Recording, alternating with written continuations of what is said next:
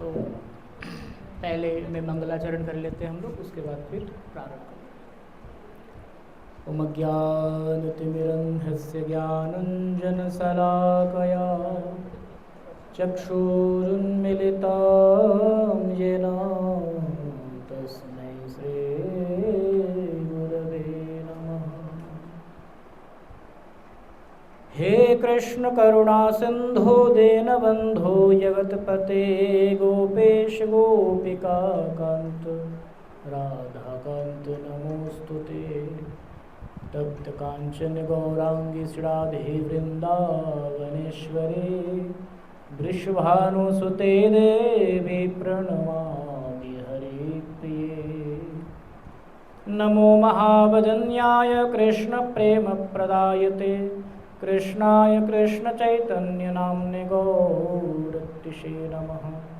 वाञ्छाकल्पतरुभ्यश्च कृपा सिन्धुभ्यैव च पतितानां पावनेभ्यो वैष्णवेभ्यो नमो नमः।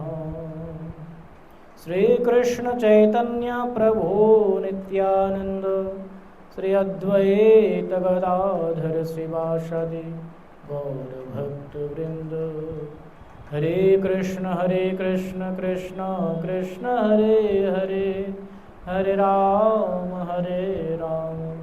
राम राम हरे हरे।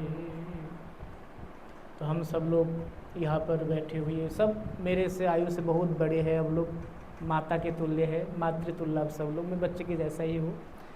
पर क्योंकि हमारा ये सेवा है तो सेवा के दृष्टि से मैं इस तरफ होकर के सेवा कर रहा हूँ। ऐसा नहीं कि मैं बहुत बड़े प्रोफेसर हूँ, बहुत बड़े स्कॉलर हूँ, ऐसा कुछ भी नहीं है। हमारे सनातन धर्म को सनातन कहा जाता है क्योंकि आदि अंत कुछ भी नहीं है, हम सब जानते हैं, उस विषय में अलग से बोलने की ज़रूरत नहीं है। फिर सनातन धर्म का एक रूप बदलता गया आते समय में, कुछ समय में सनातन धर्म को फिर बाद में हिंदू धर्म कहने लग गए हम लोग, है ना। हिंदू शब्द बहुत बाद में आया है, यद्यपि हिंदू शब्द पुराणों में भी है, कई कई जगह पर है, ऐसा नहीं कि हिंदू शब्द कोई नया शब्द है। तो अधिकतर हम लोग इतिहास में जानते कि हिंदू शब्द का उत्पत्ति कहाँ से हुआ, इंडस वैली सिविलाइजेशन से हुआ, है ना, जिसको हम सिंधु सभ्यता कहते हैं।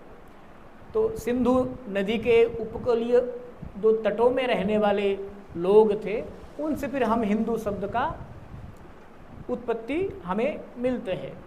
तो क्योंकि स को ह कर दिया जाता है तो इसलिए सिंधु से हिंदू हो जाते, ये इतिहास का कहना है ऐसा।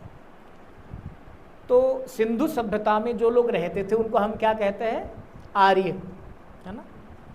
जैसे हमारे भारत के एक प्रसिद्ध मनीषी हुए दयानंद सरस्वती जी, उन्होंने आर्य समाज की गठन किया और पूरे भारत भर में उन्होंने बहुत सेवा प्रदान किया, शिक्षा में विशेष करके वैदिक यज्ञ में, ज्ञान में, शिक्षा में बहुत, डीएवी जितना भी कॉलेज है, स्कूल्स है, उनके ही सब योगदान है। तो आर्य लोग आए फिर बाद में। मैं थोड़ा सा ये इसलिए डिस्कशन करूँ कि ताकि हमें थोड़ा सा कॉन्सेप्ट को समझने में आसान हो जाए, है ना। तो फिर बाद में हम आर्य कहलाए। फिर बाद में हमें पता चलता है कि हम लोग तो थे ही नहीं यहाँ के, हम तो बाहर से आए थे, है ना। इतिहास में ऐसे पढ़ा जाता है ना कि हम लोग बाहर से आए थे, मूल निवासी यहाँ के कुछ और है। पेरियर का नाम सुना आप लोगों ने? पेरियर साउथ में बहुत प्रसिद्ध है, बहुत फेमस है ना? उन्होंने इस विषय पर बहुत अच्छा मतलब उनका विचार रखा है कि यहाँ का मूल निवासी कौन है और आर्य कहाँ से आए हैं, उनका विचारधारा है, उनके विचार को स्वागत कर सकते हम। मगर द्रविडियन सिविलाइजेशन को उन लोगों ने यहाँ का लोकल माना है, जो मूल निवासी है ना। तो कहते हैं जो आर्य लोग हैं वो हम बाहर से आए हैं। तो क्योंकि यहाँ के मूल निवासी लोग अलग होते थे, जंगली होते थे, अनसिविलाइज्ड होते थे, ऐसा हमें पढ़ाया गया इतिहासों में। फिर बाद में एक थ्योरी आती है साइंस में, आर्यन इन्वेंशन थ्योरी। जो लोग मतलब पढ़ते थोड़ा बहुत उनको पता होगा, आर्यन इन्वेंशन थ्योरी में बहुत सारे शोध किए गए ना। उसमें हमारे भारतवर्ष के एक स्थान है कुरुक्षेत्र, है ना। उस कुरुक्षेत्र के एरिया में एक आता है स्थान राखीगढ़ी, है ना। राखीगढ़ी में आज भी हमारे पुरातत्व विभाग से वहाँ पर खोज जारी है और वहाँ पर कई सारे ऐसे कंकाल मिले हैं, नर कंकाल, कई सारे ऐसे सिंधु घाटी सभ्यता के समकालीन वस्तुएं मिले हैं जिनके आयु एज लगभग 5000 से उससे अधिक है। अब प्रश्न ये है कि ये जो आर्यों का जो आना है भारत में बाहर से ना, वो बहुत बाद में होते हैं। तो 5000 से भी अधिक साल पहले, 6000 साल, 7000, 8000 साल पुराना जो हमारे सिंधु घाटी सभ्यता का चीज़ें मिलते हैं वो बहुत प्राचीन होते हैं। विशेष करके राखीगढ़ी में जो चीज़ें मिले हैं, नरकंकाल मिले हैं, वो लगभग 9 फीट लंबे के मिले हैं, 8 फीट लंबे के मिले हैं। जैसे कि हमारे भारत के आज भी आप जाएंगे 500 साल पीछे चलेंगे हम, तो पहले लोग 500 साल के पहले के लोग कैसे होते थे? 8-9 फीट लंबे होते थे। आज भी हरियाणा पंजाब के साइड जाएंगे तो ज़्यादा लंबे वाले लोग हैं। महाप्रभु जी जिनके हम अनुयायी है, चैतन्य महाप्रभु, उनके हाइट ही 8 फुट से अधिक थे। तो आर्यन इन्वेंशन थ्योरी में ये प्रूफ किए गए कि जो डीएनए टेस्ट किया गया, काफ़ी सारे जो आज के भारतीय ब्राह्मण समाज, एजुकेटेड एलिट, जिनको हम ब्राह्मण समाज के नाम से जानते हैं, ब्राह्मण मतलब कोई विशेष जाति से नहीं है, तो विशेष करके इनके डीएनए टेस्ट करवाए और जहाँ से हम मानते कि आर्य लोग जहाँ से आए थे यहाँ पर, उनके डीएनए टेस्ट किए गए और जो हमारे भारत के मूल निवासी हम जिनको कहना चाहते हैं ना, उनका भी डीएनए टेस्ट करवाए गए।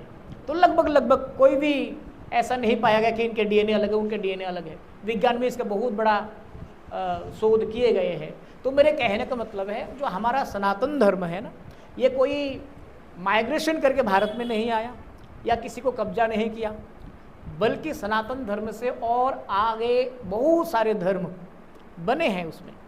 हम तो केवल जानते हैं बौद्धिस्ट सनातन से आए, जैनिज्म सनातन से आए, और हमारे विशेष करके सिख पंजाबी भाई लोग सनातन से आए। ये हमारी, क्योंकि हम इतिहास को समझना चाहते हैं 200 साल, 300 साल, 400 साल तक, उसके आगे हम समझना नहीं चाहते क्योंकि हम मानते हैं वो तो मीथ है। तो इसके बाद क्या हुआ, सनातन धर्म जब शुरू हुआ, वो भगवान स्वयं उसको प्रारंभ करते हैं। सनातन धर्म का कोई प्रवर्तक नहीं है। जैसे हम बुद्ध धर्म का प्रवर्तक मानते हैं बौद्ध धर्म का गौतम बुद्ध को, जैन धर्म का प्रवर्तक ऋषभ देव को मानते हैं, सिख धर्म का प्रवर्तक मानते हैं गुरु नानक देव जी को। अब नानक देव जी के पिताजी माताजी रहे होंगे, वो तो निश्चय ही हिंदू रहे होंगे। तो इस प्रकार से देखते हैं सभी उपधर्म, इनको हम कहते हैं ना, ये सभी धर्म जो है सनातन धर्म से आया हुआ है। तो सनातन धर्म में जैसे हम नियम पद्धति देखते हैं, वही नियम पद्धति आप दूसरे धर्मों में भी देख सकते हैं। थोड़ा सा उसका रूप रंग बदल जाते हैं। जैसे हमारे महाभारत का युद्ध है, इसको क्या कहा गया? धर्म युद्ध। धर्म क्षेत्रे कुरुक्षेत्रे समवेता युयुत्सवः मामकाः पांडवाश्चैव किमु कुर्वत संजय। ये भगवद गीता का प्रथम श्लोक है।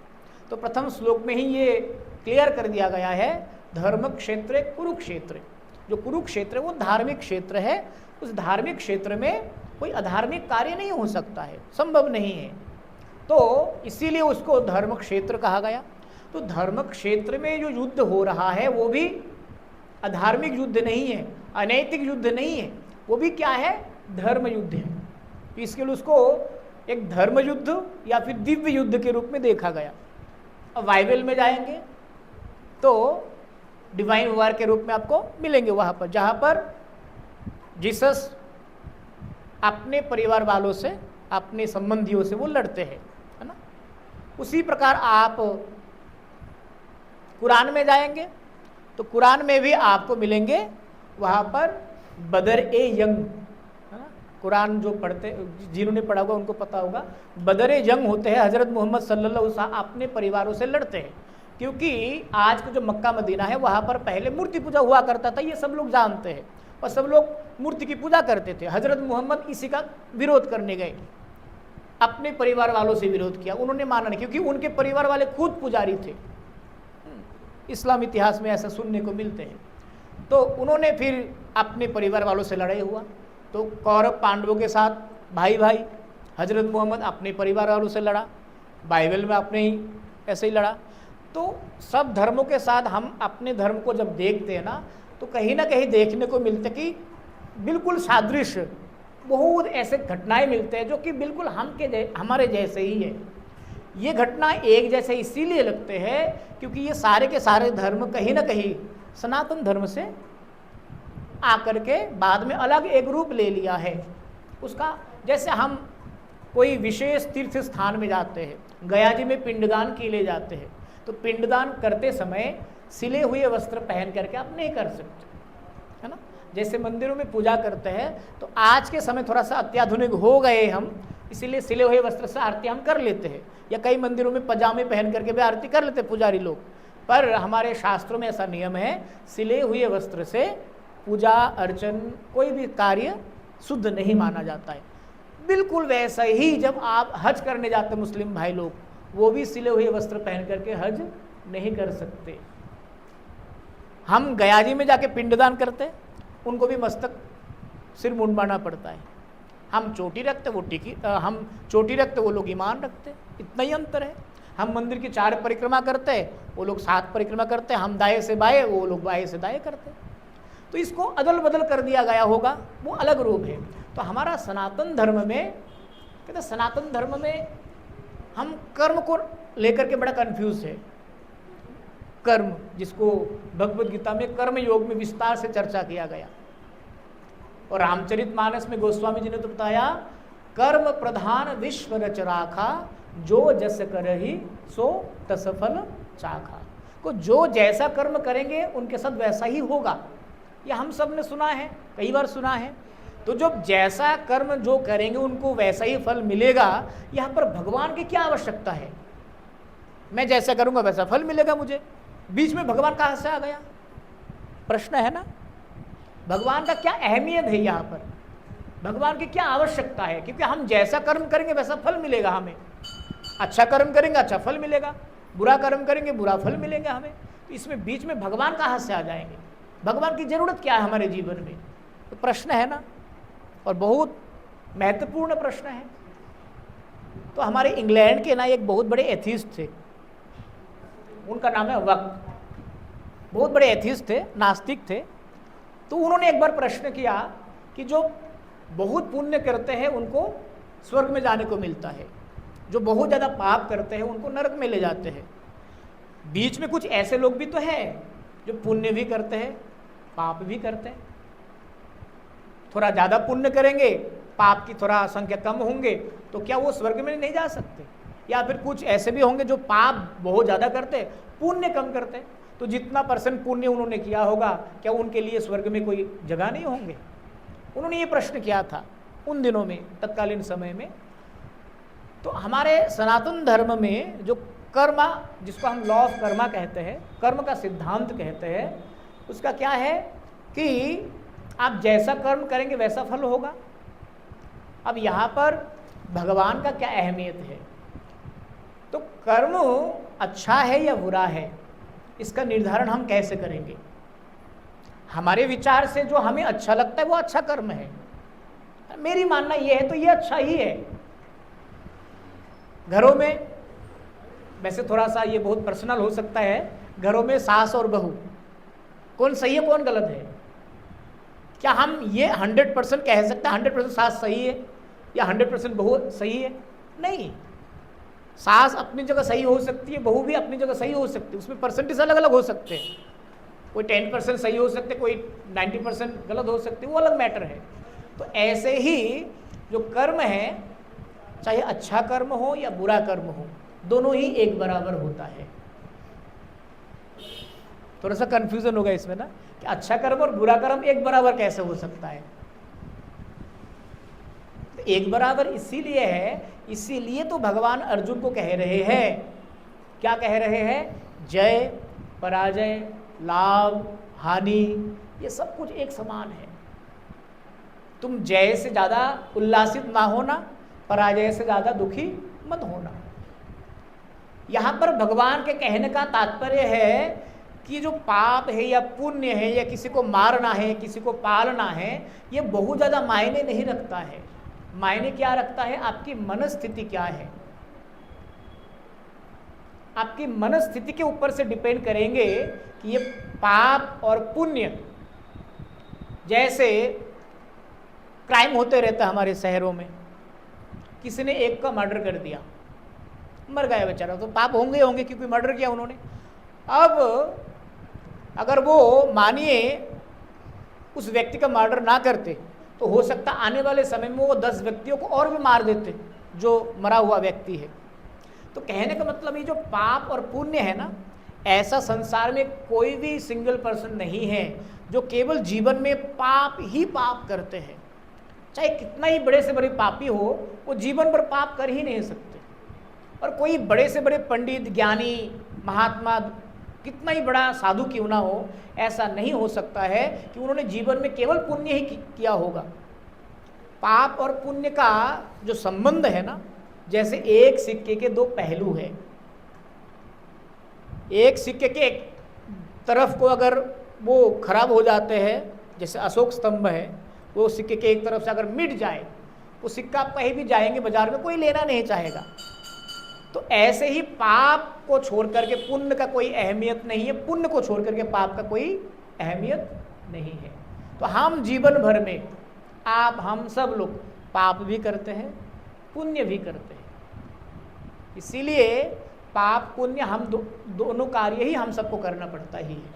पाप किए बिना हम पुण्य के वैल्यूज को नहीं समझ पाएंगे, और पुण्य किए बिना पाप के वैल्यूज हमें समझ में नहीं आएंगे। तो भगवत गीता में कहते हैं, ये जो पाप है आपको स्वर्ग में ले जाते हैं, पुण्य है आपको नरक में ले जाते हैं।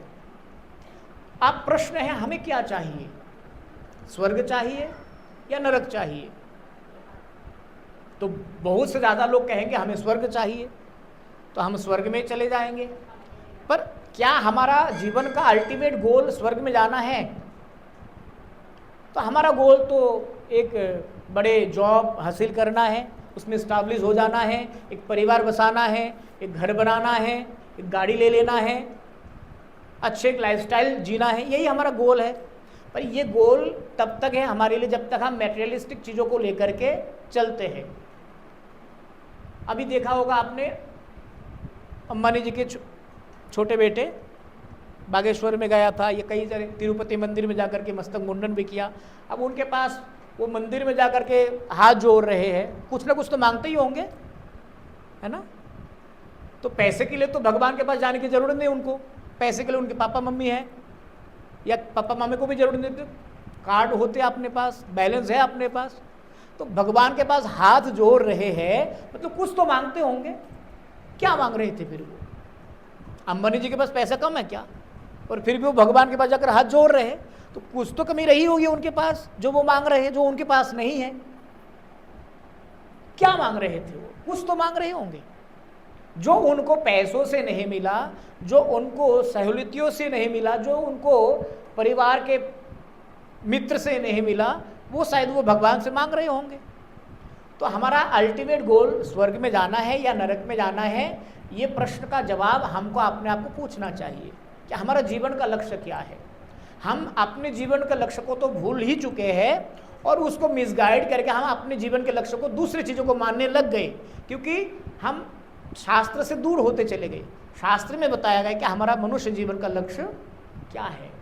कहते मनुष्य जीवन का लक्ष्य, भगवान को छोड़ दीजिए आप, है ना? इसमें बहुत से हम अलग अलग माइंडसेट के लोग हैं। कोई दुर्गा जी को मानते, कोई शिव जी को मानते, कोई काली माता को मानते, कोई बौद्धिस्ट के ऊपर फेथ रखने वाले होंगे।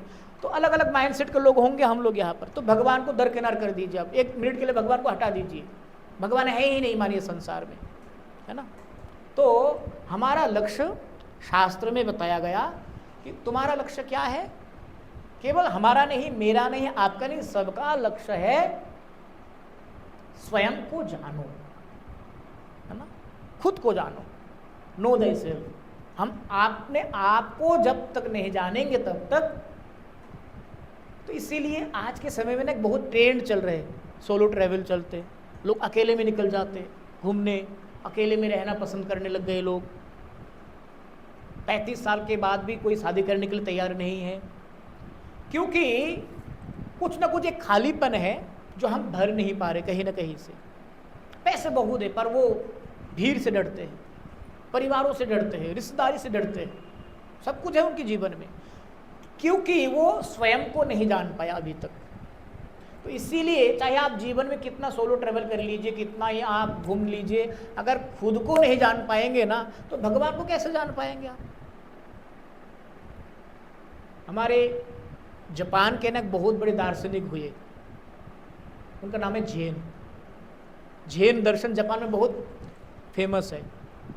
तो उनका एक कहना है कि आप घर में बैठ करके, अपने घर में बैठ करके अपने घर को ढूंढ सकते हो क्या? अपने घर में हम बैठे हो, अपने घर को ढूंढने की कोशिश करना क्या है? मूर्खता है ना। तो उनकी एक प्रसिद्ध कथा है, एक शराबी शराब पी करके मस्त हो करके अपने घर के पास जा करके खटखटा रहे दरवाज़ा खटखटाया तो उनकी पत्नी ने दरवाज़ा खोला।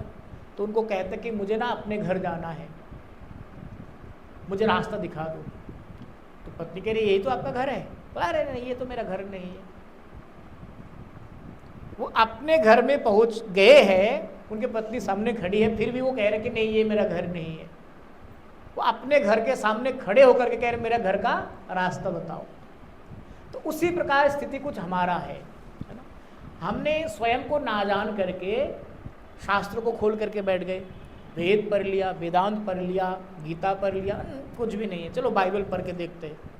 तो मिशनरीज के अटैच में आकर के वहाँ पर हमने कुछ समय टाइम बिताया, या फिर क्रिश्चियन भी बन गए होंगे लगो, तो कुछ लोग हिंदू से इस्लाम भी बन जाते हैं।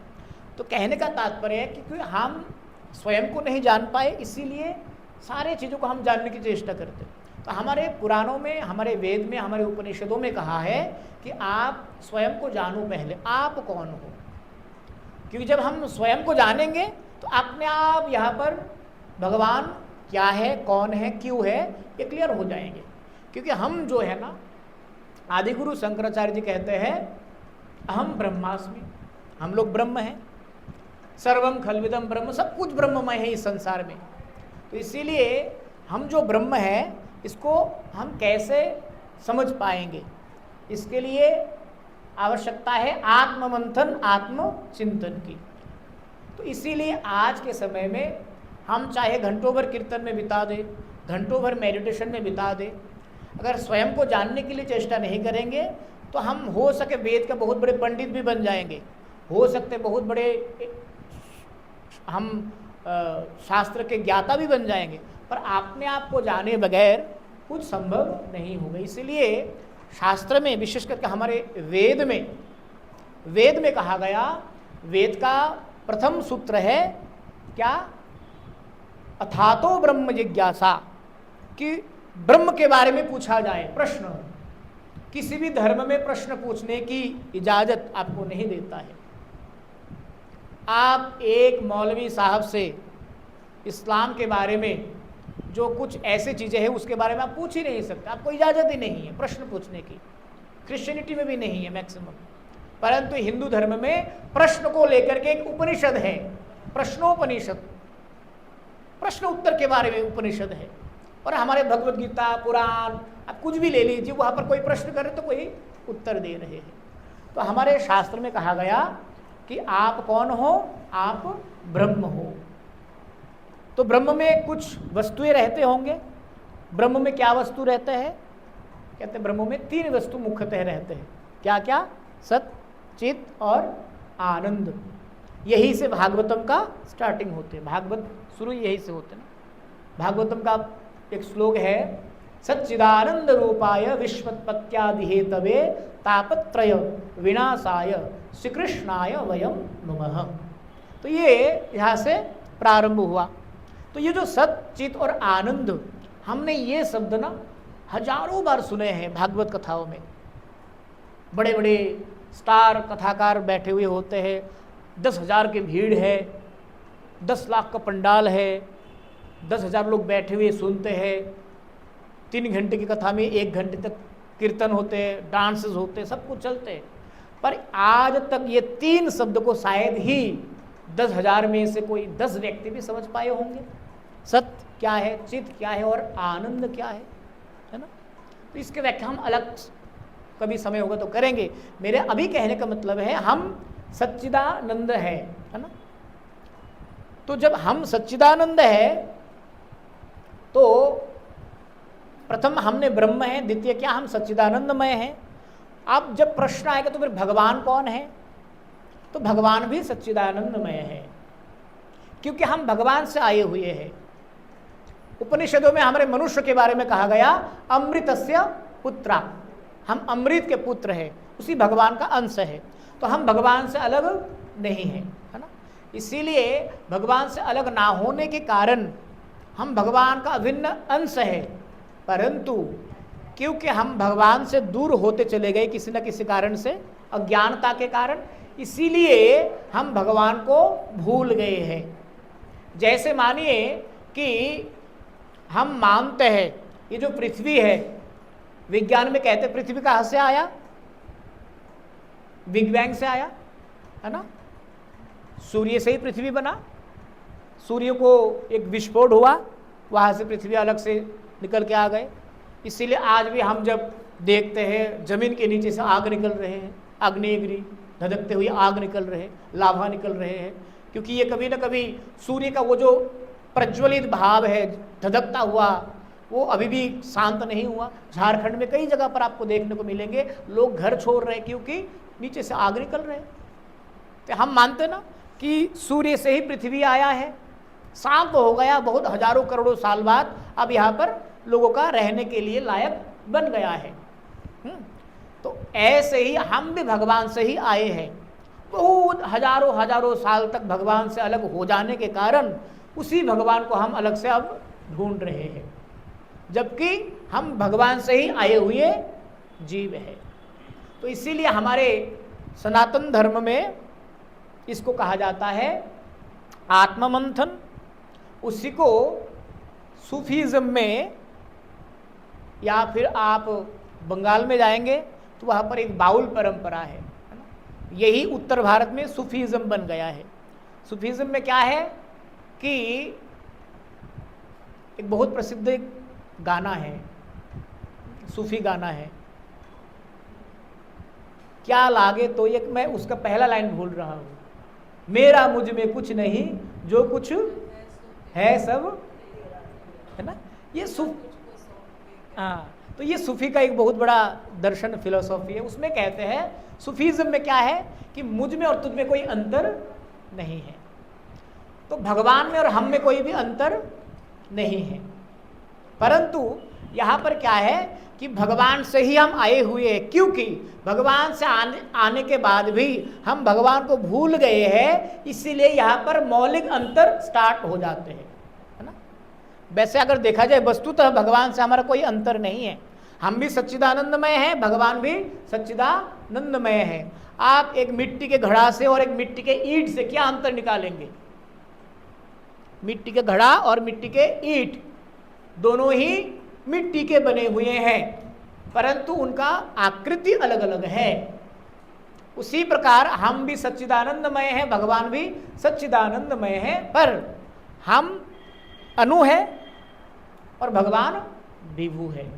तो कहते हैं कि भगवान बीच में कहाँ से आ गए, जो मैं प्रश्न किया था पहले ना, जहाँ पर कर्म है, पाप पुण्य है, तो भगवान यहाँ पर कहाँ से आ जाएंगे? भगवान की क्या जरूरत है जीवन में? तो कहते हैं पाप या पुण्य, इन सब के मध्य में जब बीच में भगवान आ जाते हैं तो पाप और पुण्य के आगे भी अगर कुछ है तो वो क्या है? कहते वो है भक्ति, है ना। जैसे आप पाप करेंगे तो नरक में चले जाएंगे, पुण्य करेंगे तो आप स्वर्ग में जाएंगे। अगर आप भक्ति करेंगे तो ना तो आप स्वर्ग में जाएंगे ना आप नरक में जाएंगे, कहाँ जाएंगे? भगवान के पास जाएंगे। अब भगवान के पास अलग अलग रूप में हम ले सकते हैं, चाहे वैकुंठ ले लीजिए, चाहे आप गोलोक वृंदावन ले लीजिए, है ना। तो यहाँ पर कहने का मतलब है भगवान कर्म से परे है, कर्म के बाद जो कुछ भी रह जाते हैं वो कौन है? भगवान है। इसीलिए भगवान को ना पाप से पाया जा सकता है ना पुण्य से पाया जा सकता है। भगवान को पाने के लिए हमें सुकृति की आवश्यकता है, वो पाप और पुण्य से अलग होते हैं। और ये सुकृति आती है केवल मात्र सेवा से। अब ये सेवा का वेरिएशन अलग अलग हो सकते हैं। कुछ लोग नर ज्ञान से नारायण की सेवा करते हैं, उसमें भी भगवान है, एक इंसान में भगवान ही है परमात्मा के रूप में, वो भी सेवा हो सकते हैं। कुछ लोग पशुओं को प्रभु के रूप में पूजते हैं, है ना। आजकल दिल्ली के सड़कों पे आप जब जाएंगे ना तो ऑटो में लिखे होते पशुओं पर दया करो। तो पशुओं के प्रति भी प्रेम होना चाहिए, उनकी सेवा भी हमें करना चाहिए। उसी प्रकार भगवान का सेवा भी हमें करना चाहिए। पशुओं के ऊपर प्रेम, इस शास्त्र में हमारे कितने सारी कथाएं आती है। नामदेव की कथा सुना आप लोगों ने, है ना। रोटी जो प्रभु के लिए वो रोटी पका रहे थे, वो एक कुत्ता आकर के छीन करके ले गए। अब पीछे पीछे उनके भाग रहे, भाई रुको तो सही। अब कुत्ता सोच रहा है कि ये मेरे रोटी छीनने के लिए मेरे पीछे आ रहा है। बाद में जब थोड़ा सा शांत हुआ तो कहता है प्रभु रुको तो आप, अरे कम से कम घी तो लगा दूं। मैं तो घी लगाना भूल ही गया था, मैं तो घी लगा करके प्रभु को भोग लगा रहा था, और आप कम से कम घी तो लगा। तो भाव क्या है, उस पशु में उन्होंने प्रभु को दर्शन किया। ये दर्शन हम में भी आ सकते हैं। कब आएंगे, जब हम सब वस्तुओं में भगवान को दर्शन करेंगे। तो हमारे सनातन धर्म में भगवान व्यक्ति केंद्रिक नहीं है या वस्तु केंद्रिक नहीं है। इसीलिए सनातन धर्म में हमें बताया जाता कि इतने भगवानों का कारखाना है सनातन धर्म, तो है ना। इतने सारे भगवान किन को माने हम। तो पहला विषय है, सनातन धर्म में भगवान हजारों करोड़ों में नहीं है, भगवान एक ही है। एकमेव अद्वितीयम, भगवान एक है, एको ब्रह्म द्वितीय नास्ति।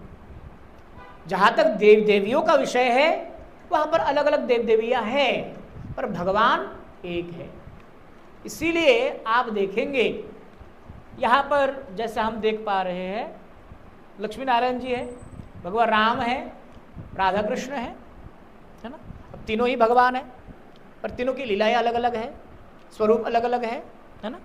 तो उसी प्रकार हमारे शास्त्र में बताया गया कि सनातन धर्म में वस्तुतः पंचोपासना पद्धति प्रसिद्ध है। 5 प्रकार की उपासना पद्धति हमें बताया जाता है ना। कुछ लोग सूर्यदेव को भगवान मानते हैं, मानते नहीं है ही, है ना, सूर्य भगवान। और ये प्राचीन परंपरा से चलते आ रहे हैं, इसीलिए आज भी हम सूर्यदेव को जल चढ़ाते हैं, आज भी सूर्य प्रणाम करते हैं। इस संसार में जो कुछ भी है सूर्यदेव की कृपा से ही है। तो सूर्यदेव को जो मानते हैं उनको कहा जाता है सौर, पंचोपासना का एक। कुछ लोग जैसे बिहार के प्रदेश में सूर्यदेव को जल चढ़ाते, शायद पहले भी ये कथा मैंने यहाँ पर कर चुका हूँ एक बार, शायद मुझे इससे पहले जब आए थे मठ में किया था ना। हाँ, तो सूर्यदेव को कुछ लोग मानते हैं, उनको सौर कहते हैं। जैसे बिहार के प्रदेश में लोग छठ पूजा करते हैं, ये सूर्यदेव की ही उपासना है। छठ पूजा में सूर्यदेव और छठी मैया की उपासना किए जाते हैं। सूर्यदेव और षष्ठी देवी भाई बहन है ना, यमराज के पुत्र और कन्या है। तो इसीलिए जो छठ पूजा है ये सूर्य की उपासना है। आज भी बिहार प्रदेश में छठ पूजा को बड़े धूमधाम से मनाया जाता है। तो सूर्यदेव को कुछ लोग भगवान के रूप में पूजते हैं, उनको कहा जाता है सौर। और कुछ लोग गणेश जी को पूजा करते हैं भगवान के रूप में, तो उनको कहा जाता है गाणपत्य। महाराष्ट्र जैसे आप जाएंगे वहाँ पर अष्टविनायक का मंदिर है, तो कुछ लोग गणेश जी को गाणपत्य के रूप में मानते हैं। और एक है शाक्त जो माता जी को मानते हैं, शक्ति की उपासना। और एक है शैव जो शिव जी को मानते हैं। और एक है वैष्णव जो मैं जहाँ से आया, हम वैष्णव भगवान विष्णु से हमारी परंपरा शुरू होते हैं। विष्णु जानाति इति वैष्णव, जो विष्णु के उपासक होते हैं उनको वैष्णव कहा जाता है। ये 5 प्रकार की उपासना हमारे हिंदू धर्म में, सनातन धर्म में है। अब इन 5 उपासना पद्धतियों में अगर हम कहेंगे कि जो हम वैष्णव है सबसे ज़्यादा श्रेष्ठ हम हैं, अगर हम ये कहेंगे, हम कहेंगे कि हम वैष्णव हैं, अब कल को आके कोई शाक्त भी कहेंगे कि हम सबसे ज़्यादा श्रेष्ठ हैं। देवी भागवत उठा करके तो भगवान कृष्ण भगवान विष्णु वहाँ से प्रकट हुआ देवी मैया से, तो उनको भी गलत नहीं कह सकते। गाणपत्य गणेश जी को मानने वाले वो कहेंगे नहीं, सब कुछ के सृष्टि के आरंभ से गणेश जी है। आप जब महाराष्ट्र में, बॉम्बे में गणेश उत्सव में जाएंगे ना, एक एक जो विग्रह बनता है, मूर्ति बनते हैं उनके अलग अलग रूप में, तो गणेश जी के भी अलग इतिहास है।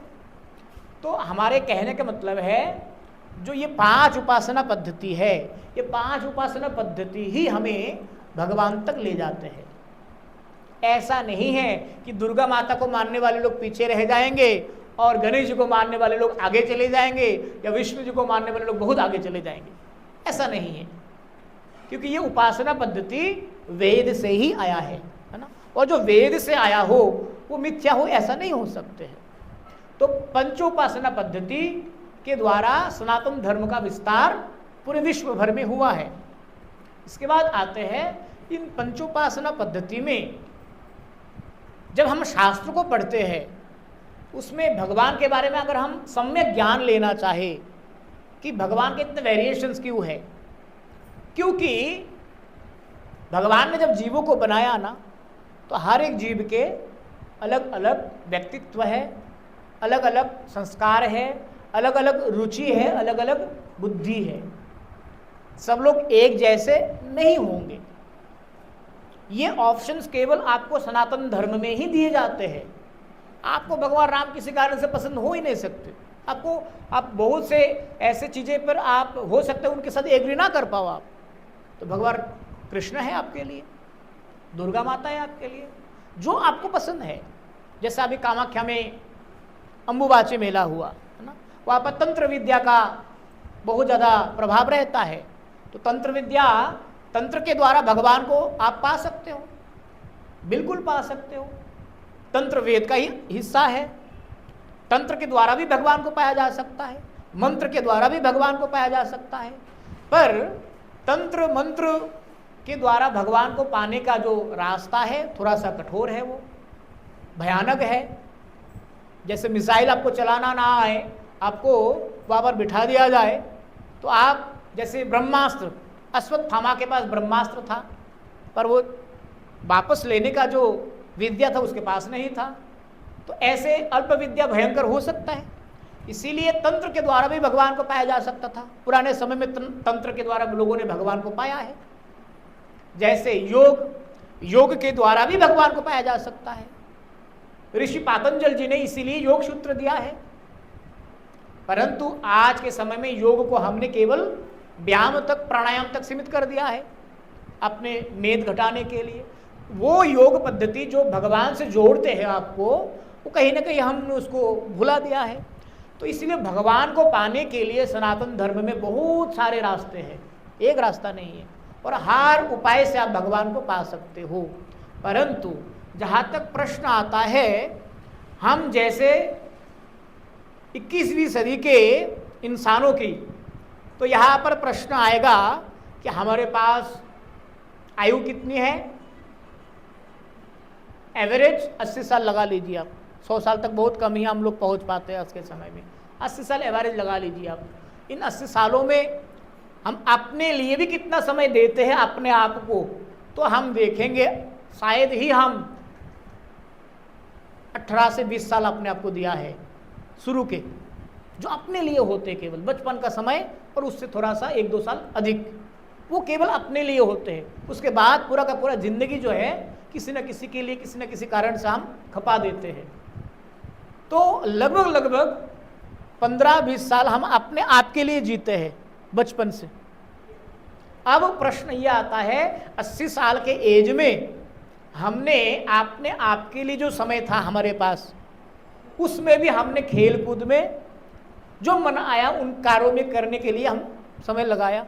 अब जब प्रश्न आएगा कि खुद को जानो, भगवान को तो आप दूर ही रहने दो, वेद में कहा कि खुद को जानो, स्वयं को जानो, तो खुद को जानने के लिए जब प्रश्न आया तो उस समय हम देखते हैं कि खुद को क्या जानेंगे। बचपन में मम्मी ने हमें बोलना सिखाया, जैसे जैसे हम 25 से 35 साल तक पहुंच गए कि हमें फिर समाज ने चुप रहना सिखा दिया। होता है ना ऐसा सबके साथ, क्योंकि हमें बचपन से जो समय केवल हमारे लिए होता है, उस समय में हमें वो रास्ता नहीं दिखाया गया। जो समय अपने लिए होता है, केवल 1 साल से लेकर के 18 साल तक आप ले लीजिए, वो अपने लिए होता है, अपने आप को जानने के लिए, अपने आप को ढूंढने के लिए। उस समय में हमें दुनियादारी के सारे विषय दे दिया गया, केवल अपने आप को जानने का समय नहीं दिया गया। इसीलिए हमारे सनातन धर्म में गुरुकुल पद्धति था। गुरुकुल में क्या होता है, गुरुकुल में आप पहले स्वयं को जानिए, स्वयं को जानने के बाद आपकी रुचि जिस विषय में है उस विषय की आप अध्ययन करें। जरूरी नहीं है, हमारे भारतीय शिक्षा पद्धति में 10वीं तक आपको गणित ना आने पर भी गणित पढ़ना पड़ेगा, भूगोल ना आने पर भी भूगोल पढ़ना ही पड़ेगा, कंपलसरी है। पर हमारे वैदिक विज्ञान में ऐसा नहीं है। अच्छा, वेद कितना है हमारे? 4 है ना। इन 4 वेद को भी समझने के लिए उपनिषद हमें दिया है। वेद को ही समझने के लिए विस्तार से उपनिषद है। उपनिषद कितने प्रकार के हैं? 108 उपनिषद है ना। अब यह प्रश्न आता है कि वेद में क्या केवल संस्कृत के श्लोकस है? उनको तो हम पढ़ ही नहीं पाते आज के समय में, संस्कृत का ज्ञान है ही नहीं हमारा, तो क्या करें फिर? तो केवल संस्कृत के श्लोक नहीं है, केवल मंत्र नहीं वेद में। इन वेदों के 4 उपवेद भी है। अथर्व, हमारे आयुर्वेद, ये जो हमारे ऋग्वेद से आयुर्वेद आया है। आयुर्वेद में क्या है? जितने भी चिकित्सा विज्ञान है वो आयुर्वेद में है, ये वेद से ही आया है। तो किसी व्यक्ति को अगर डॉक्टर बनना है तो वो आयुर्वेद का अध्ययन कर सकते हैं। जरूरी नहीं है वेद पढ़ने के लिए आपको सारी चीजें पढ़ने होंगे। आप डॉक्टर बनना, आपको आयुर्वेद ले लीजिए आप। तो आयुर्वेद से ही अपने आज के समय में बहुत ट्रेंड चल रही है। एक न्यूज़, एक विदेशी चिकित्सा केंद्र में जहाँ पर महर्षि सुश्रुत जी के प्रतिमा स्थापना किए गए अभी कुछ दिन में। महर्षि सुश्रुत थे, हमारे बहुत बड़े एक ऋषि थे जिन्होंने पहला प्लास्टिक सर्जरी का कॉन्सेप्ट दिया था, है ना। तो महर्षि सुश्रुत आयुर्वेद के बहुत बड़े ज्ञाता थे। उसके बाद उपवेद आते हैं हमारे वस्तु विद्या, जिसको आज के समय में इंजीनियरिंग के, जो सिविल इंजीनियर से लेकर के जितना भी ये बिल्डिंगों का निर्माण है उसमें आप जा सकते हैं। उसमें अर्थशास्त्र आते हैं। तो हमारे कहने का मतलब है सनातन धर्म में जितने भी कॉन्सेप्ट है भगवान को लेकर के, भगवान एक है। अब वो भगवान कभी राम बन करके आते, कभी कृष्ण बन करके आते, कभी वो नारायण बन करके आते हैं, परंतु देवी देवता अलग अलग है। देवी देवता और भगवान एक नहीं है ना। इसीलिए आप मान के चलिए, जब हमें कोई दूसरे धर्म के लोग क्रिटिसाइज करते हैं ना कि आपका हिंदू धर्म में तो भगवानों का कारखाना है, इतने सारे वैरायटीज़ है ना, या इतने सारे जातिवाद है सनातन धर्म में, इतने सारे जाति है। तो हमारे अगर देखा जाए वर्ण, 4 वर्ण हैं। कितने हैं? 4, ब्राह्मण, क्षत्रिय, वैश्य, शूद्र। बाद में इन 4 से अलग अलग आप देखिए ना, जो सरनेम आया ना भारत में, पहले सरनेम था क्या? पहले सरनेम था? नहीं था। आज भी व्यक्ति मतलब इतना इंडिविजुअली डिसीजन ले सकते हैं। अगर कोई चाहे अपने सरनेम को मिटा करके अपने पिताजी का नाम लगाना चाहे तो नाम के पीछे लगाते हैं आज भी। सरनेम जरूरत नहीं है, सरनेम तो बाद में आया है। हमारा सनातन धर्म में जाति था ही नहीं, वर्ण है 4। क्या है? वर्ण है। बाद में जातियों को हमने अलग अलग बनाया है। कोई लोहा का काम करता तो उनको लोहार बना दिया हमने, कोई मिट्टी का काम करता तो उनको कुम्हार बना दिया हमने। आप दूसरे धर्मों में चले जाइए, क्रिश्चियन धर्म में जाइए, कितना है? किसी को पता है थोड़ा सा क्रिश्चियन धर्म के बारे में? कैथोलिक, ऑर्थोडॉक्स, उसमें भी अलग अलग जो आज के उनके नाम भूल रहा हूँ मैं, पोप है ना, क्रिश्चियनों का पोप, वो अलग अलग पोप होते हैं, अलग अलग उनका वेशभूषाएं होते हैं। उनके क्रिश्चियनिटी में मैक्सिमम 8 से 9 प्रजातियां होते हैं, मनुष्यों में अलग अलग होते हैं। अब ऐसे ही इस्लाम धर्म में जाएंगे। इस्लाम धर्म में क्या है कि लगभग 72 से ज़्यादा उनके वर्ण हैं। इसीलिए बरेली में कभी आपको जाना पड़े या जाने का अवसर हो तो बरेली में जाकर के देखिएगा, बरेली के मस्जिदों में लिखे हुए होंगे यहाँ पर दूसरे सिया समुदाय के जो मुस्लिम हैं नो एंट्री। अब हमारे मंदिर में लिखा है क्या, यहाँ पर ब्राह्मण आ सकते, क्षत्रिय नहीं आ सकते। जब भंडारे होते क्या ये ब्राह्मणों का लाइन, ये शूद्रों का लाइन, ऐसा होता है क्या? नहीं होता है। पर देवबंद में जाकर के देखो आप, देवबंद में स्पष्ट रूप में लिखा होता है मस्जिदों में, यहाँ पर बरेलवी मस्जिद के जो मुसलमान हैं वो बरेलवी के लिए नो एंट्री है। 72 से भी ज़्यादा उनका जाति है मुसलमानों में, जबकि हमारे सनातन धर्म में 4 ही वर्ण है केवल। और ये 4 वर्ण ऐसा है कि किसी को जबरदस्ती ब्राह्मण नहीं कहा गया, किसी को जबरदस्ती शूद्र नहीं कहा गया। आपके अंदर जो क्वालिटीज है, जो गुण है, आप वो हो। क्षत्रिय कुल में जन्म हुआ है आपका, परंतु आपकी पूजा में, पाठ में, संस्कृत में ज्यादा रुचि है, तो क्षत्रिय कुल में जन्म होते हुए भी आप ब्राह्मण ही हो। ब्राह्मण मतलब शिक्षक वर्ग, टीचर्स, वो ब्राह्मण है। क्षत्रिय मतलब जो देश शासन करता है, रक्षा करते हैं, वो क्षत्रिय है। इसीलिए इन 4 वर्णों को चाहते हुए भी आधुनिक भारत में समाप्त नहीं कर पाया, है ना। अगर हम चाहते 4 वर्णों को मिटा दे सकते थे ना। जब हमारे संविधान लिखा गया था तो संविधान में 4 वर्णों को मिटाया जा सकता था कि नहीं, सबको बराबर कर देते हैं। फिर भी ST, SC, general, OBC 4 category क्यों आया, कहाँ से आया? क्योंकि हम सबको एक जैसे एक जगह पर मिला नहीं सकते, अलग अलग हर किसी की रुचि है। ऐसे ही हमारे सनातन धर्म में 5 प्रकार के उपासना पद्धति इसीलिए दिया गया है क्योंकि लोगों की अलग अलग रुचि है। कोई भगवान राम को मानना चाहेंगे तो राम को मानिए आप, वो भी भगवान ही है। कोई कृष्ण को मानना चाहेंगे आप कृष्ण को मानिए, अब भगवान ही है वो भी। कोई सूर्यदेव को मानना चाहेंगे सूर्यदेव को मानिए आप, वो भी भगवान ही है। इसीलिए आज ये हमारा प्रथम सेशन में ये चर्चा केवल इसीलिए था कि हम चीज़ों को थोड़ा सा विस्तार से समझ पाए। वैसे आने वाले कभी और भी समय होंगे तो भगवान के बारे में या भगवान के अनेक प्रकार की लीलाओं के बारे में, जैसे माता जी ने विशेष करके रासलीला से लेकर के बहुत से ऐसे चीज़ें हैं हमारे पास जो हमें बहुत कंफ्यूज करते हैं। ऐसे विषय में हम आगे भी और चर्चा करेंगे। मैं प्रयास करूंगा कि आप में से किसी का भी कुछ प्रश्न हो उस समय के लिए आप पूछ सकते हैं। किसी भी बारे में आप पूछ सकते हैं, जो आपको थोड़ा सा लगता है कि ये क्यों है, कैसे है, आप पूछ सकते हैं। उसके बाद फिर हम समाप्त करेंगे। प्रश्न है कोई? देखिए जीवन में ना प्रश्न होना बहुत जरूरी है ना। कहते प्रश्न जिनके जीवन में नहीं है ना, उनके जीवन में जश्न नहीं हो सकता, है ना।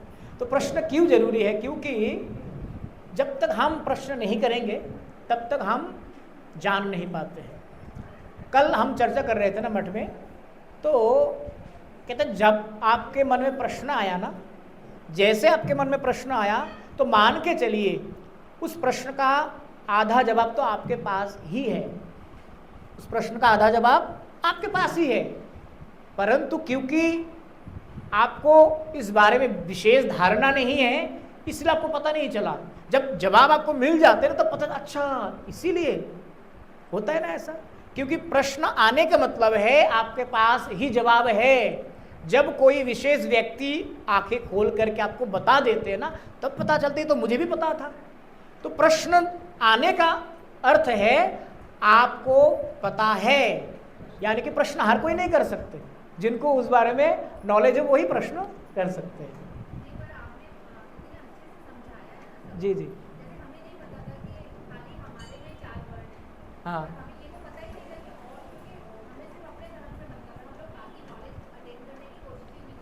मैं 2012-13 2 साल हैदराबाद में रहा। हमारे हैदराबाद में मठ है, चार मीनार है ना, जहाँ पर चार मीनार के एक पास में मदीना होटल है, बहुत फेमस है मदीना होटल हैदराबाद के, बहुत ट्रेडिशनल। तो वहाँ से थोड़ा दूर हमारा मठ है। तो मदीना होटल के पास में वहाँ पर मैं 2 साल रहा हैदराबाद में।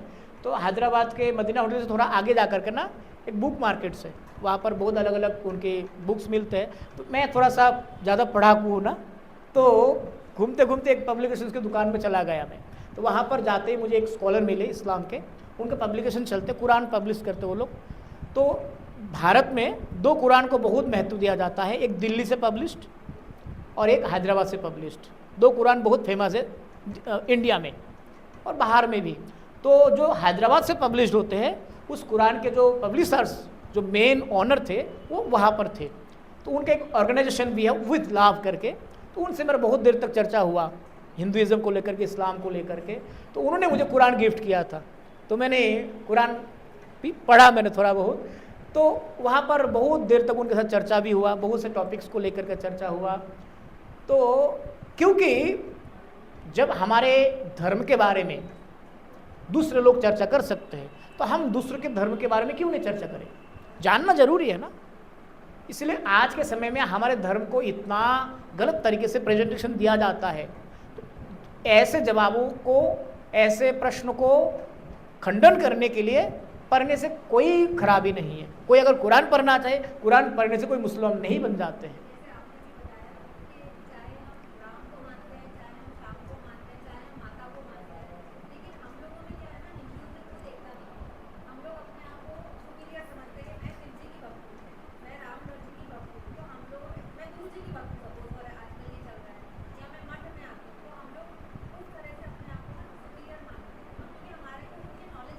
नहीं, अच्छा, हमारे आप लोग माताएं थोड़ा पुरानी माताएं हैं जिनके एज कम से कम 50+ है, 70 है किसी किसी की। तो आपको पता होगा ना, घरों में पहले चाचा, ताऊ ये शब्द था क्या? क्या था? बड़े पापा, छोटे पापा था ना। तो पापा तो पापा होते हैं, बड़े पापा, छोटे पापा, बड़ी अम्मी, छोटी अम्मी, ये होता था ना शब्द। क्योंकि भगवान भगवान है, चाहे राम है चाहे कृष्ण है, भगवान है वो। तो हाँ, यहाँ पर जैसे मैंने कहा कि हर कोई अपने आप को सुपीरियर बोलते हैं। आप मानिए आप मार्केट में हो, आप कैसे कहेंगे भाई मेरा प्रोडक्ट खराब है? कहेंगे कोई नहीं कहेंगे। परंतु आपको समझदारी से इन चीज़ों को समझना चाहिए कि जहाँ तक भगवान का विषय है, मैं संगठन का बात नहीं कर रहा हूँ। संगठन बुरे हो सकते, खराब हो सकते, कई सारे संगठनों में कई सारे आरोप लगते रहते, खंडन होते रहते, वो अलग विषय है। पर जहाँ तक भगवान है ना, जहाँ पे जैसे हम यहाँ पर आज आ रहे थे तो यहाँ पर ब्रह्म कुमारी का आश्रम है, जीवनमाला से थोड़ा सा आगे है, रोहतक रोड में है। कुछ दूर आगे जाएंगे हमारे वहाँ पर आर के आश्रम है। फिर हमारे यहाँ पर गौरी मठ है, पंचायती मंदिर गली गली में है। तो संगठन अलग अलग हो सकते हैं, हर कोई संगठन का एकमात्र विषय क्या है? भगवान। और पार्टी का भी, जैसे पॉलिटिकल पार्टियां हैं, हर पॉलिटिकल पार्टी का एजेंडा क्या है? देश की सेवा करना।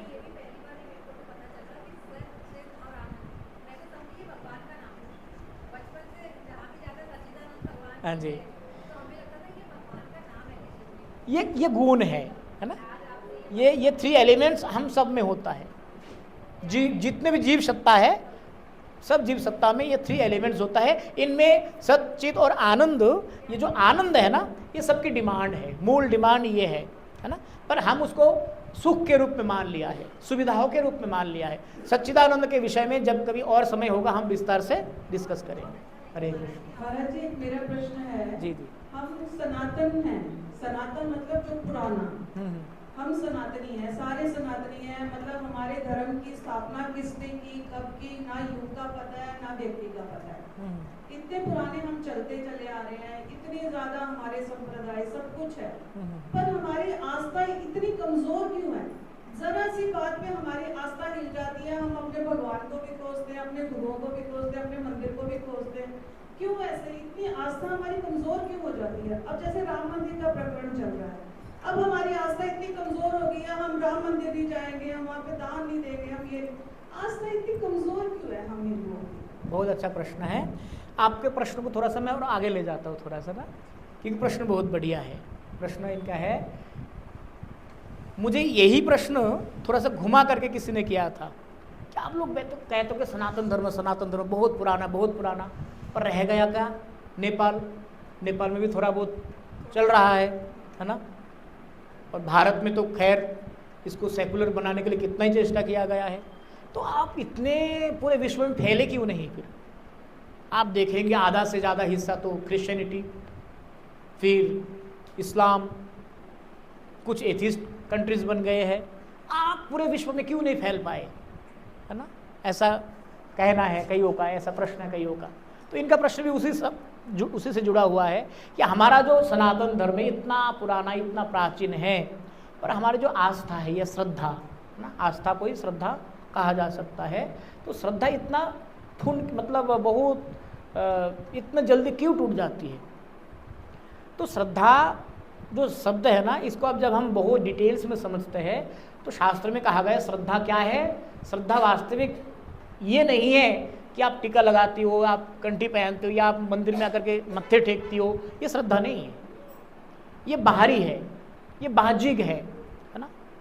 आप मंदिर में आकर के मत्था भी ना टेको ना तो भगवान आपसे नाराज नहीं हो जाएंगे। गणपति भट्ट थे, जगन्नाथ जी का रथ यात्रा आने वाली है ना, इस प्रसंग में एक छोटी सी कथा इस प्रश्न के उत्तर में। गणपति भट्ट थे महाराष्ट्र से, वो पुरी में गए, वो जगन्नाथ जी को देख करके खुश नहीं हुआ। अरे मैं तो गणेश जी को मानता हूँ, मैं आपको क्यों देख करके खुश हूँ? तब मानो जब आप गणेश जी का रूप ले लो। तो उनको खुश करने के लिए जगन्नाथ जी ने स्वयं गणेश जी का रूप ले लिया। स्नान यात्रा हुआ था, आपको पता चला अभी कुछ दिन पहले जगन्नाथ जी के स्नान यात्रा होते हैं, अभी पिछली पूर्णिमा में हुआ था। तो स्नान यात्रा के बाद जगन्नाथ जी गणेश जी के विशेष रूप में वेश धारण करते उस भक्त के लिए। आपने सुना होगा बिहारी जी ने राम रूप धारण किया, है ना? जो कहते गोस्वामी जी कहते जब तक आप राम का रूप धारण नहीं करेंगे तब तक मैं प्रणाम भी ना करूँ आपको। तो मंदिर में जाओ, प्रणाम ना भी करो ना, भगवान बहुत ज्यादा दुख मतलब अप्रसन्न नहीं होंगे। तो प्रणाम करना, टीका लगाना, माला फेरना, ये सब बाहजिक विषय है। पहला विषय तो ये है, ये सब बाहरी चीजें हैं। जहां तक श्रद्धा का विषय आता है ना, श्रद्धा इसको कहते हैं विश्वास, जिसको अंग्रेजी में फेथ भी कह सकते हैं। तो विश्वास का मतलब क्या है? हमारे बंगला भाषा में मतलब एक चैतन्य महाप्रभु जी इसका डेफिनेशन देते हैं। श्रद्धा शब्द का डेफिनेशन क्या है? महाप्रभु जी कहते हैं श्रद्धा शब्दे कहे सुदृढ़ विश्वास निश्चय। श्रद्धा शब्द का सही अर्थ क्या है? सुदृढ़ विश्वास। सुदृढ़ विश्वास मतलब भगवान है। ये विश्वास किसने किया था? प्रहलाद महाराज ने। प्रहलाद महाराज को पत्थर के नीचे कुचल दिए गए, हाथी के नीचे कुचल दिए गए, आग में धकेल दिए गए। वो अपना बचाव के लिए भी, सेल्फ डिफेंस में भी कुछ चेष्टा नहीं किया। क्यों? क्योंकि मैं अपने आप को बचाने की चेष्टा मैं क्यों करूं? भगवान है ना। जैसा हमें कोई थप्पड़ मारते तो हम सेल्फ डिफेंस भी तो करेंगे, भाई मत मारो मुझे। तो प्रहलाद ने यहां तक नहीं किया। क्यों? क्योंकि उनको पता है भाई भगवान है मेरे लिए। इसको कहते हैं विश्वास। आप जैसे इनका प्रश्न था कि हमारे विश्वास इतना कमजोर हो जाते हैं। आज मंगलवार है, अब करोल बाग में जाकर के देखो, हनुमान जी के मंदिर के सामने इतने हजारों भीड़ है, ट्रैफिक में इतना लोग फंसे रह जाते हैं। तो शुक्रवार को कहाँ जाएंगे हम? शुक्रवार को माता के मंदिर में जाएंगे। पहले, आज तो सड़क कम हो गया आजकल, पहले शुक्रवार में कहाँ जाते थे? हाँ। उसके बाद फिर शनिवार आएंगे तो आजकल गली गली में घूमते ही है ना। फिर संडे आएंगे तो कहाँ जाएंगे? फिर तो शॉपिंग मॉल में जाएंगे थोड़ा सा, है ना। तो कहने का मतलब है आस्था इसको नहीं कहते, श्रद्धा इसको नहीं कहते। श्रद्धा का मतलब भगवान, और भगवान मंदिर तक सीमित नहीं है। ये सबसे बड़ा गहरा विषय है। भगवान मंदिर तक सीमित नहीं है। हमारा सनातन धर्म का कॉन्सेप्ट ही ये है कि भगवान सर्वमय है। आप जिस ऑटो से आप कहीं जा रहे हो, जिस कार से आप जा रहे हो, जो ड्राइव कर रहे हैं, उसमें भी भगवान है, हम में भी भगवान है। भगवान यत्र तत्र सर्वत्र है। आप जहाँ पर, जैसे अभी मंदिर प्रकरण का विषय आया है ना, राम मंदिर का विषय आया है, तो यहाँ पर मंदिर बनना था, बहुत जरूरी था, बन गया है।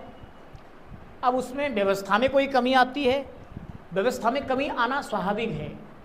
क्योंकि मैं स्वयं भी ना संघ से, मतलब मैं ऑफिशियली तो कनेक्टेड नहीं हूँ, पर संघ वालों से मेरा बहुत जुड़ाव है, लगाव है, कि सब कुंज में भी हमारा संबंध है ना। तो कहने का मतलब है मैं कभी उनसे भी वार्तालाप करता हूँ ना, उनसे मैं एक बात थोड़ा सा, ये मेरा टीस है ना।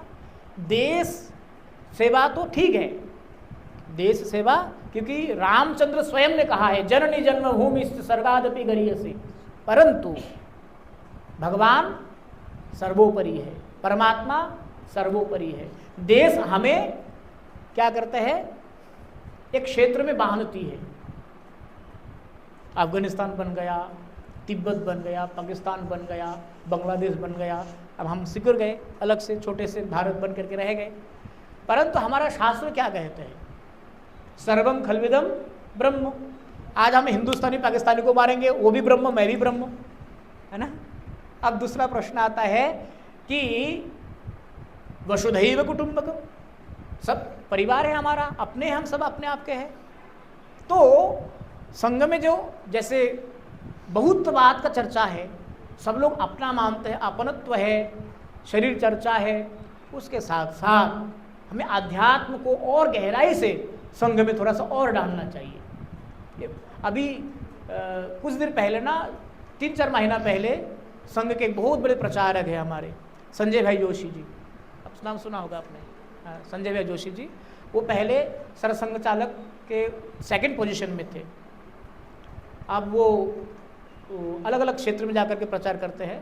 तो उनके साथ हमारा मीटिंग था, तो वहाँ पर सारे दिल्ली प्रदेश के जो बड़े बड़े संत महात्मा हैं, उनके सबसे सुझाव लिया गया कि आपका क्या सुझाव हो सकता है कि हम और आगे समाज के लिए कुछ अच्छा कर सकते हैं। तो जब मेरे बारी आया तो मैं यही क्या मतलब कहा उनको कि देखिए, हम देश के साथ लोगों को जोड़ सकते हैं, पर देश के साथ साथ अध्यात्म को थोड़ा सा और गहराई से हमें लोगों तक पहुंचाना आवश्यक है। आज जैसे राम मंदिर ट्रस्ट में चंपत राय जी है, गोविंद देवगिरी जी है, बहुत अच्छे लोग हैं ये लोगों ने। चंपत राय जी बहुत लंबे समय से जुड़े हुए इस मिशन से है, आज के नहीं है, हम भी उनके पूरे बैकग्राउंड जानते हैं।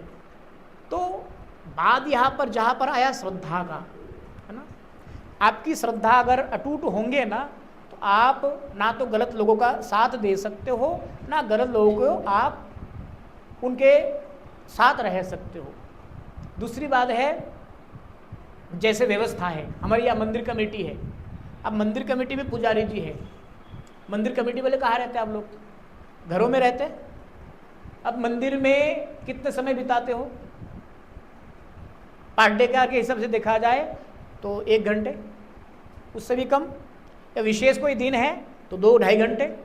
उसके बाद पूरा का पूरा दिन कहाँ बिताते हैं आप लोग, घर में।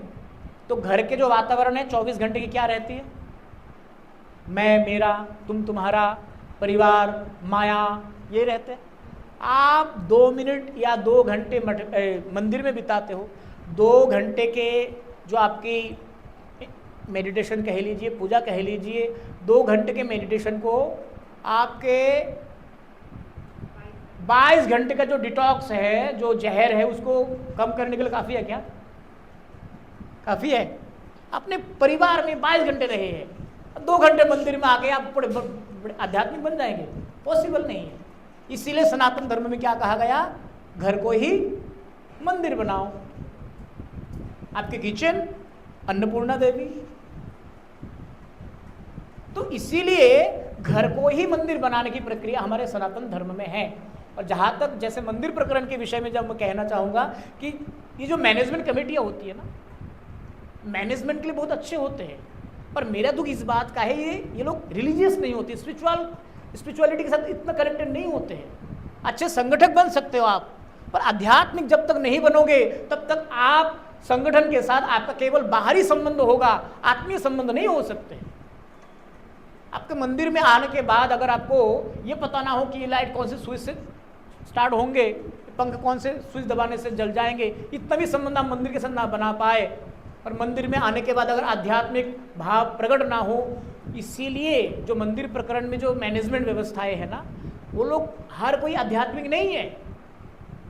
जैसे सीसीटीवी में फुटेज आए हैं, है ना, मैं तो बहुत विस्तार से इसीलिए चर्चा कर रहा हूँ क्योंकि हमारा ये धारणा बन जाता है कि सारे चोर है, नहीं है।